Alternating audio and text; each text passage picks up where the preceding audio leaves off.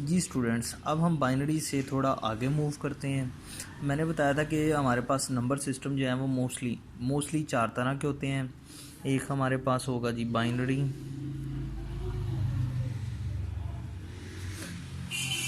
Hexa, octal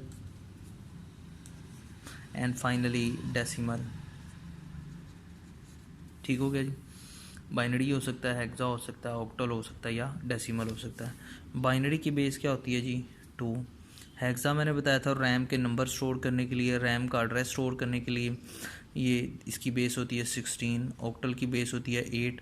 ये कुछ micro processor जो हैं वो ऑक्टल को इस्तेमाल करते हैं। हम जो माइक्रो प्रोसेसर इस्तेमाल करते हैं वो हेक्सा डेसिमल को इस्तेमाल करते हैं, और डेसिमल जो हम आम रूटीन में समझते हैं, these are the tens. Hexadecimal जो है ये रैम के एड्रेस स्टोर करने के लिए, जैसे आपने अगर सी लैंग्वेज पढ़ी है तो सी लैंग्वेज में आपने पॉइंटर्स पढ़े होंगे। उस पॉइंटर में हम क्या करते हैं कि पॉइंटर में हम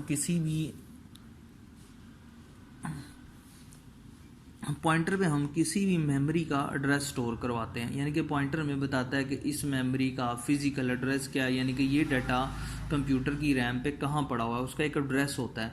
जब आप फर्दर स्ट्रक्चर वगैरह पढ़ेंगे तो आप देखेंगे कि आप एक जगह से दूसरी जगह मूव करते हैं तो रैम के ऊपर हर जगह नहीं मिलती, तो आपने डाटा को सीक्वेंस में लाना होता है। तो इसके लिए आपको जो लास्ट एड्रेस है ना वो स्टोर करना पड़ता है। तो लास्ट एड्रेस है, फिर आप उससे नेक्स्ट रैम वाले एड्रेस पे जो है वो मूव कर जाते हैं।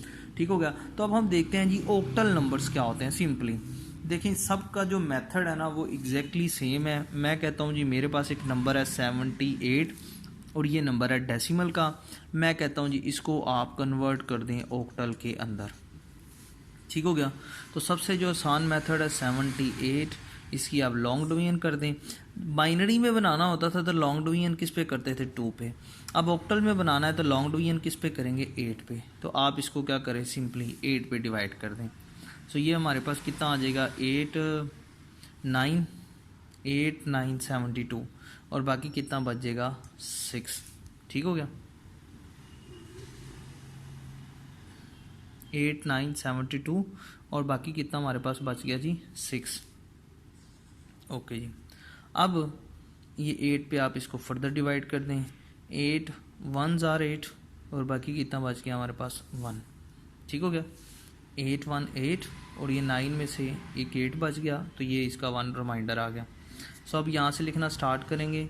116 base 8, this is your base 8, so this is equal to the 78 decimal. अब मैं कहता हूँ जी 116 बेस 8 है, इसको आप क्या करें? डेसिमल में कन्वर्ट कर दें। फाइन, ठीक है। सो इसके तरीके करने का 1 2 3। सो ये 3 डिजिट नंबर है। सो पहले का वेट कितना होगा? 8 की पावर 0, इसी तरह 8 की पावर 1 और इसी तरह 8 की पावर 2। अब देखिए 8 की पावर 0 का वेट कितना हो गया? 1। 8 की पावर 1 का वेट कितना हो गया? 8। और 8 की पावर 2 कितना होता है? 8 मल्टीप्लाई बाई 8 यानी कि 64। सो ये 1 1 and 6। 1 multiply by 64 plus 1 multiply by 8 plus 6 multiply by 1। So this is equal to 64 plus 8 plus 6। So 64 और 8 को मिलाएं तो कितना हो जाएगा? 72 प्लस 6। इन दोनों को मिलाएं तो आंसर क्या आ जाएगा? 78। सो यही हमारे पास नंबर वापस आ गया जी। ठीक हो गया। So this is a simple method कि आप एक बेस से दूसरी बेस में कैसे जा सकते हैं। अगर ऑक्टल में जाना है तो 8 पे लॉन्ग डिवीजन कर दें। ठीक है। और उसका दूसरा तरीका, जब आपने वापस डेसिमल में जाना है तो ये उसके लिए तरीकाकार यही है कि इसका वेट कितना होता है? 8 पावर 0, इसका कितना होगा? 8 पावर 1 और इसका कितना होगा? 8 पावर 2।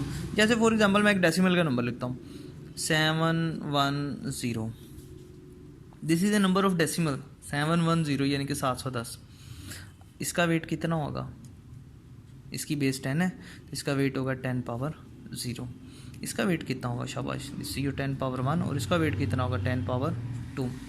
और अगर मैं इसको ब्रेक करके लिखूं तो क्या डेफिनेटली हम इसको यूँ लिख सकते हैं 7 multiply by 100, 700 plus 1 multiply by 10, so this is 10 plus 0 multiply by 10, this is 0। सो 710 को मैं यूँ ब्रेक करके लिख सकता हूँ एंड डेफिनेटली लिखा जा सकता है। सो ये हमारे पास बेस 10 में है, तो उसको सिंपल उसका वेट कैलकुलेट करना होगा। तो पहले का 10 पावर 0, दूसरे का 10 पावर 1 और तीसरे का यानी कि जो नेक्स्ट होगा उसका 10 पावर 2। सेम इसी तरह से ये नंबर है हमारे पास ऑक्टल के अंदर।